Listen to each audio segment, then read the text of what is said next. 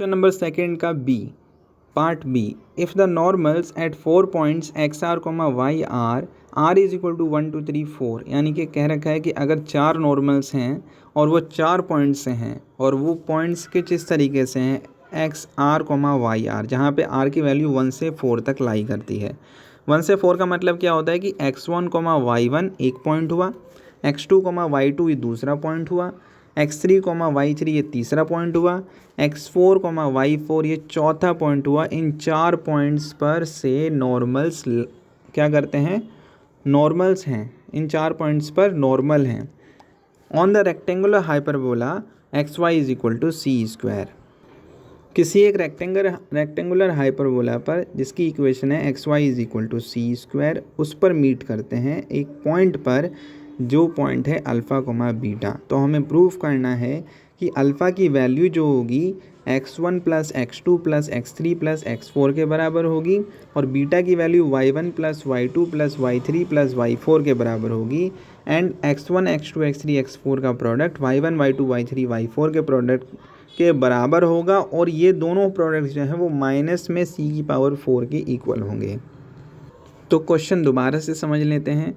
Question है कि normals हैं, 4 पॉइंट्स पर हैं और वो रेक्टेंगुलर हाइपरबोला से होकर गुजरते हैं, रेक्टेंगुलर हाइपरबोला पर हैं यानी, और वो किसी एक पॉइंट पर मिलते हैं, मीट करते हैं और उस पॉइंट का हमने कोऑर्डिनेट बताया अल्फ़ा कोमा बीटा, और हमें ये प्रूफ करना है ये रिज़ल्ट। फाइनली हमारे पास 2 रिज़ल्ट हमने प्रूफ करने हैं।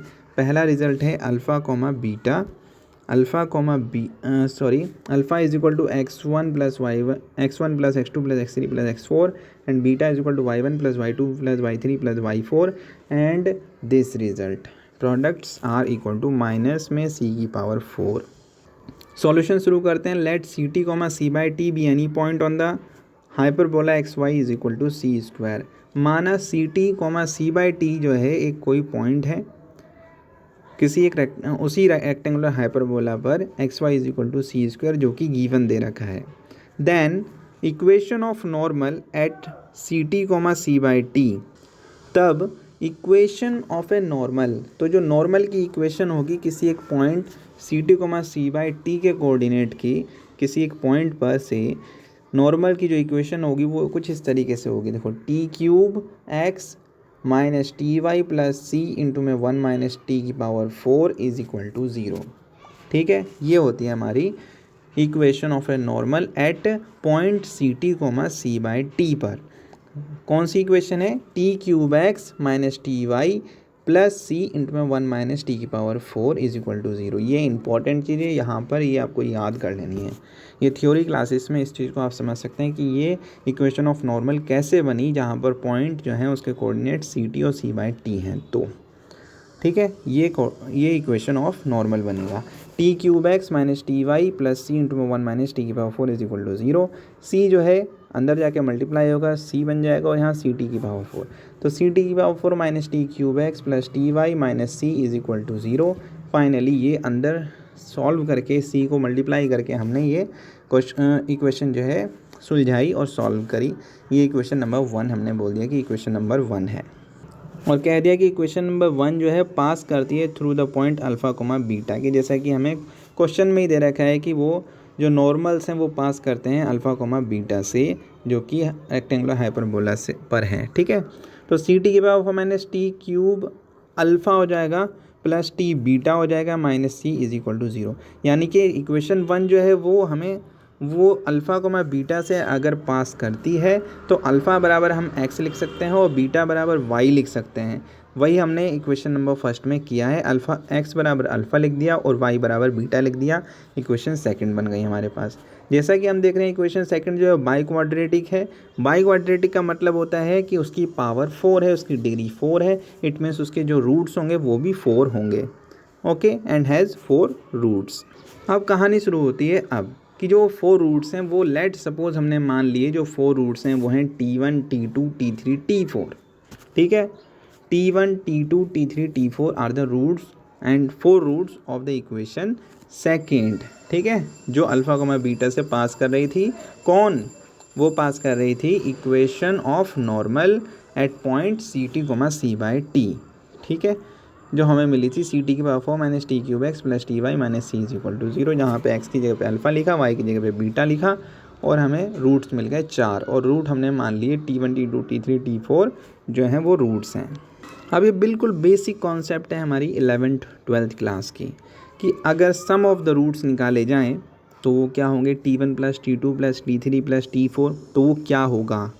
अब कोई भी इक्वेशन होती है वहाँ पर जो सम ऑफ द रूट्स होते हैं वो होता है माइनस बी अपॉन में ए। तो माइनस बी, यहाँ पर बी का काम कौन कर रहा है, ये ए टी की पावर 4 प्लस बी टी की पावर 3 बोलें तो बी का काम कर रहा है माइनस अल्फ़ा, ठीक है, माइनस अल्फ़ा ये काम कर रहा है, और ए का काम कर रहा है वो सी, ठीक है। तो माइनस बी अपॉन में ए यानी कि माइनस में माइनस अल्फ़ा अपॉन में C, it means alpha upon में C, sum of the roots is equal to alpha upon में सी। इसी तरीके से T1 T2 plus T2 T3 plus T3 T4 plus T4 T1 plus T1 T3 plus T2 T4 ऐसे करके जो multiplication हो रहा है इतना लंबा चौड़ा वो इज़ इक्वल टू 0 के होगा। ये चीज़ भी 11th 12th क्लास में आपने पढ़ी होगी इन ए बाई क्वाड्रेटिक इक्वेशन। इसी तरीके से सिमिलर वे में हमने इसे भी आपने पढ़ा होगा T1 T2 T3, अगर नहीं पढ़ाया तो आप यहाँ पे पढ़ लीजिए T2 T3 T4 T1 T2 T4 T1 T3 T4 is equal to होगा माइनस बीटा अपॉन में सी। क्यों, क्योंकि हम जानते हैं कि अगर ऐसा हो T1 T2 T3 T2 T3 T4 T1 T2 T4 T1 T3 T4 is equal to क्या होता है माइनस सी अपॉन में ए, और जहाँ पर सी का जो काम कर रहा है वो कर रहा है बीटा। इस इक्वेशन में आप देख सकते हैं अगर मान लो T4 के साथ ए है, T3 के साथ बी है और यहाँ पर बीटा टी के साथ होगा बीटा, तो ये हो जाएगा बीटा जो कि माइनस बीटा अपॉन में सी बन जाएगा, माइनस बीटा अपॉन में सी। ये हमने इक्वेशन हम जैसे जैसे बना रहे हैं वैसे हम इक्वेशन नंबर भी लिख रहे हैं। इक्वेशन नंबर 3 है ये वाली, इक्वेशन नंबर 4 ये वाली, इक्वेशन नंबर 5 ये वाली। इसी तरीके से प्रोडक्ट ऑफ द रूट्स क्या होता है माइनस सी अपॉन में सी लिख देंगे इज इक्वल टू -1। कि प्रोडक्ट ऑफ रूट्स होता है डी अपॉन में ए, तो माइनस सी अपॉन में सी से सी कट गया, -1 बचा। इक्वेशन नंबर 6 भी हमें मिल गई from equation number 3। Equation number 3 से हम सॉल्व करना शुरू करते हैं। अब जैसा कि इक्वेशन नंबर 3 ये वाली है कि T1 T2 T3 इन सब का सम जो है अल्फ़ा अपॉन में सी है, तो जो सी है इधर आके मल्टीप्लाई होगा CT1 CT2 CT3 CT4 is equal to alpha बन जाएगा, ठीक है।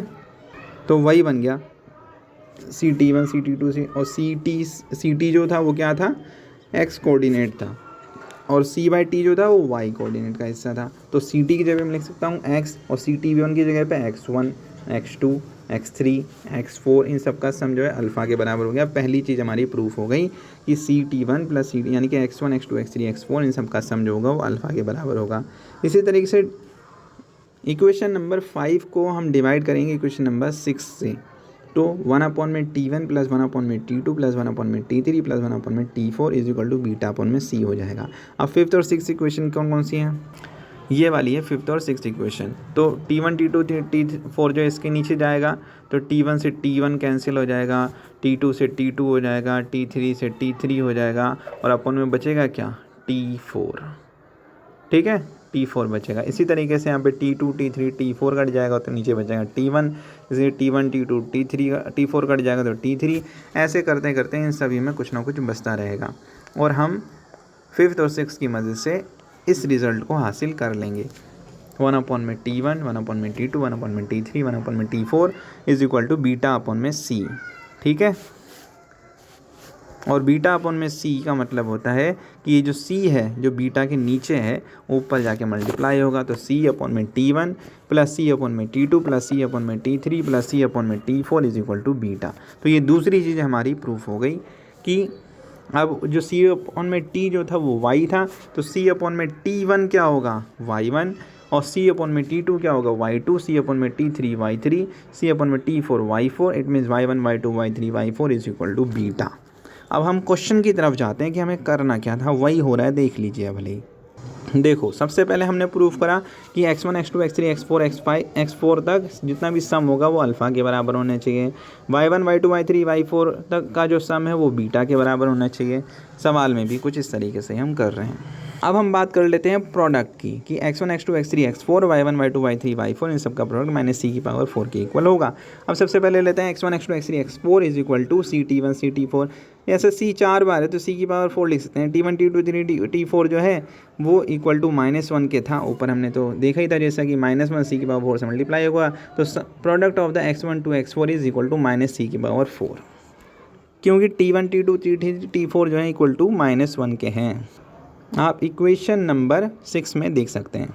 तो इन सब का प्रोडक्ट जो है वो इक्वल टू माइनस सी की पावर 4 के इक्वल हो गया x1 x2 x3 x4 का। इस तरीके से y1 y2 y3 y4 का हम प्रोडक्ट ले लेते हैं, वो ऊपर c अपॉन में T1 इंटू में c अपॉन में T2 c अपॉन में T3 ऐसे करके मल्टीप्लाई होगा, तो c जो होगा 4 बार होगा तो c की पावर 4 हो गया, नीचे होगा T1 T2 T3 T4 ये हो गया, और T1 T2 T3 T4 जो है वो इक्वल टू -1 के है, तो c की पावर 4 अपॉन में -1 इट मीन्स माइनस सी की पावर 4। यहाँ पर हमारे पास आंसर आ गया कि product of the x1 x2 x3 x4 and y1 y2 y3 y4 is equal to minus C की पावर 4 आंसर। आपको अगर ये वीडियोस अच्छी लग रही हो तो आप इसे लाइक करें और मेरे चैनल को सब्सक्राइब करें। आपकी मदद की मेरे को बहुत ज़रूरत है। Thanks for watching, thank you very much.